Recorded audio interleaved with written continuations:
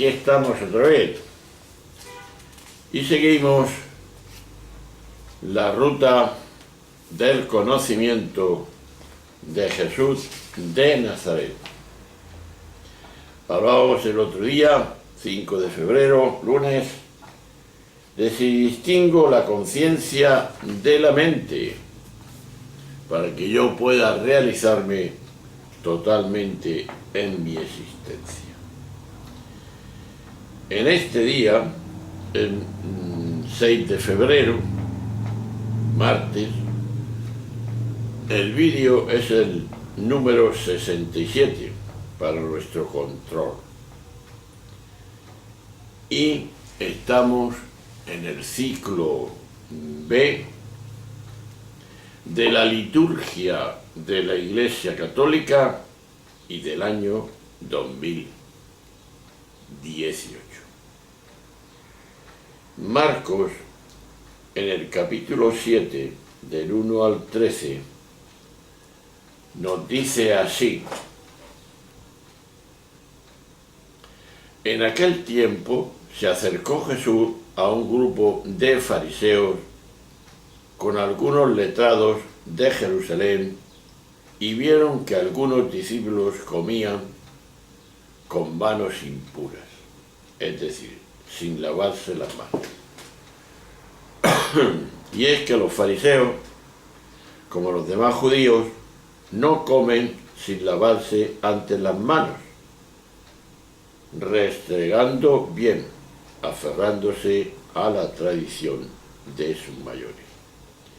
Y al volver de la plaza no comen sin lavarse antes y se aferran a otras muchas tradiciones de lavar vasos, jarras y ollas.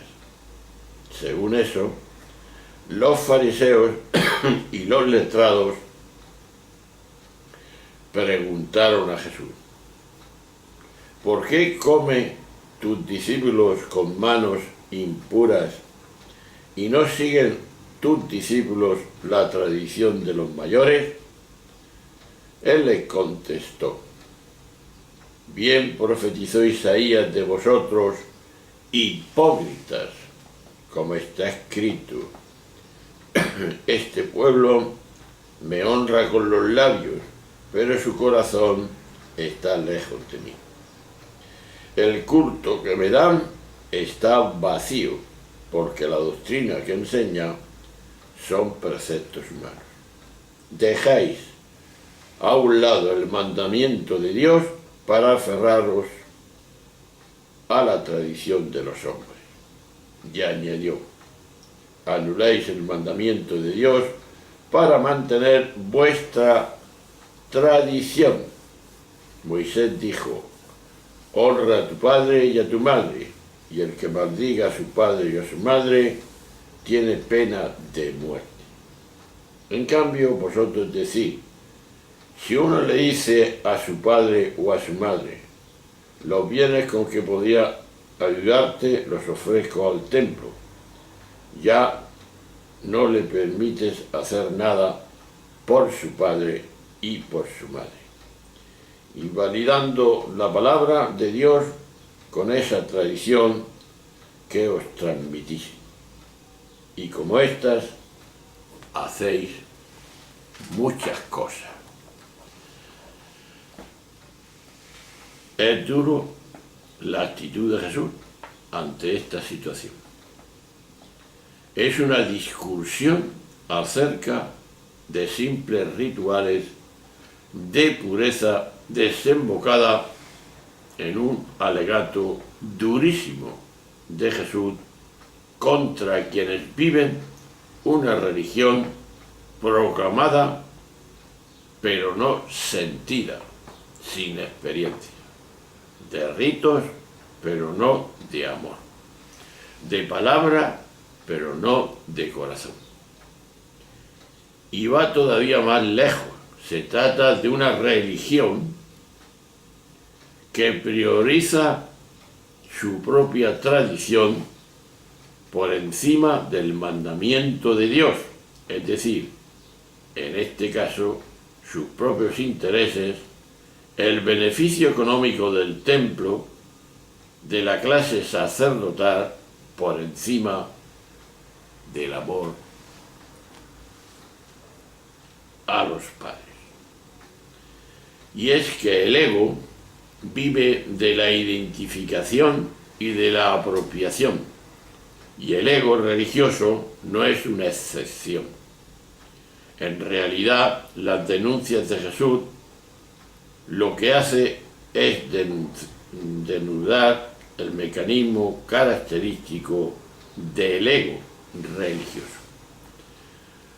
A través de la proyección, el ego crea un Dios a su medida y favorecer en sus propios intereses.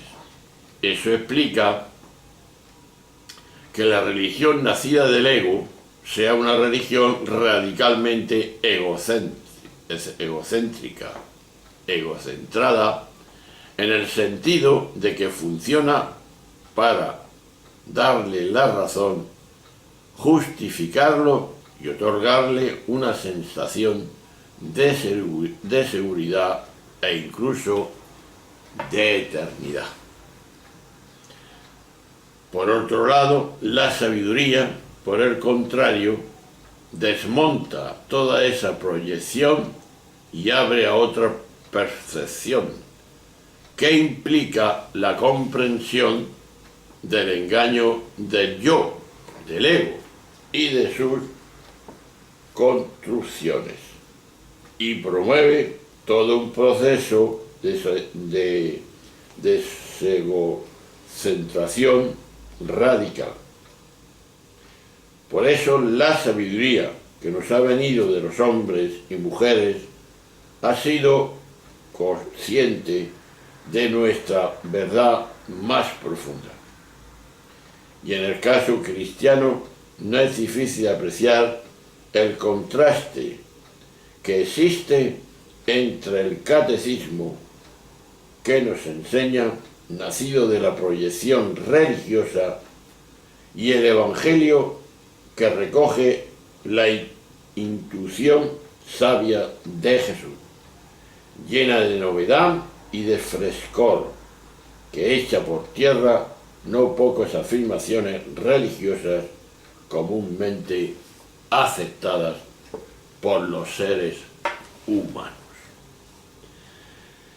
De ahí una gran pregunta: ¿soy consciente del contraste entre el Evangelio y el catecismo?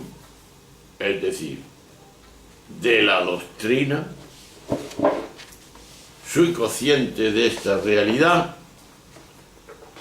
o no? Pues bien, pisando tierra, podemos decir, los ritos de purificación, que consisten en lavatorios corporales, eran y siguen siendo importantes en muchas religiones. Tales ritos se basan en la idea según la cual hay acciones, animales, comidas, enfermedades o actos humanos, sobre todo los relacionados con la sexualidad, que manchan la conciencia y por eso dejan al ser humano en condiciones de indignidad, para acercarse a lo que ellos llaman sagrado. Esto tiene el gran peligro de que en la conciencia de muchas personas puede convertir determinadas acciones religiosas en formas o manifestaciones de lo que llaman la magia que hace el mago. Jesús desobedece estos preceptos rituales y religiosos. Sus discípulos también. Además, Jesús les dice a los fariseos y a los letrados que todas esas normas religiosas no sirven para nada y son un culto vacío, que equivale a lo que Isaías en el capítulo 29, versículo 13, califica como precepto humano y rutina.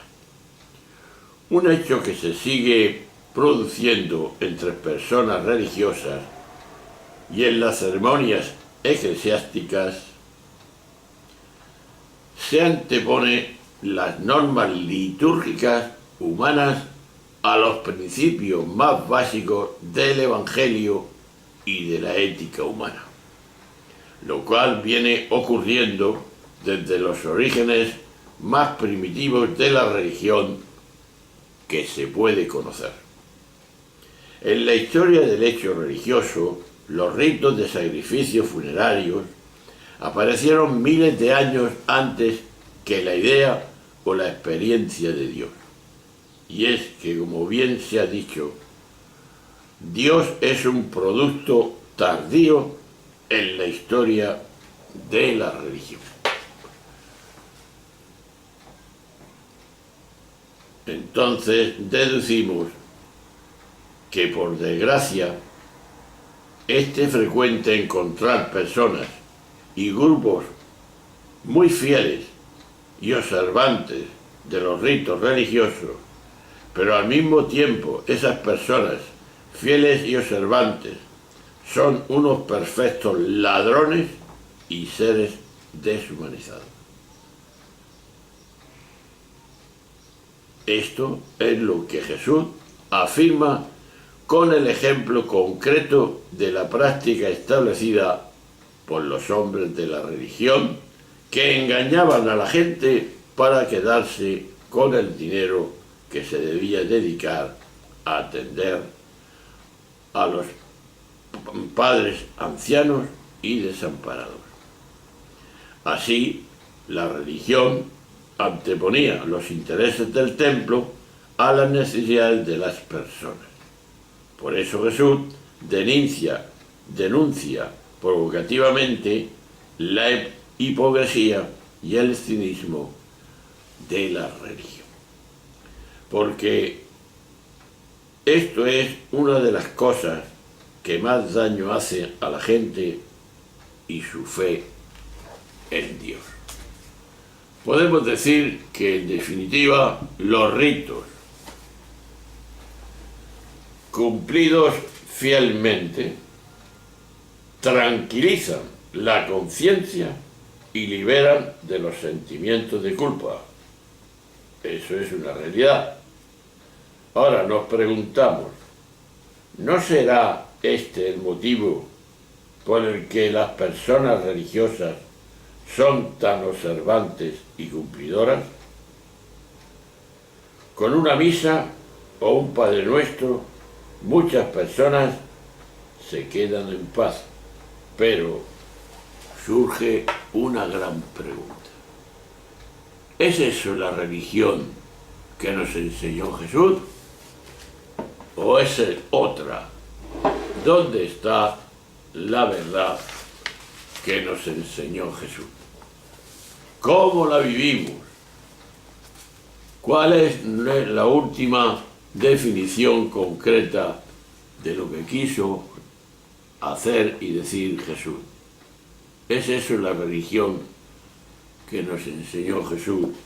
Lo que habitualmente estamos haciendo, pues pongámonos en reflexión, en meditación, y actuemos como actuó Jesús, y no como la religión de aquel tiempo, y a veces también la religión y la católica y todas las religiones hacen en este mundo. Un abrazo, un saludo, hasta la próxima. Adiós.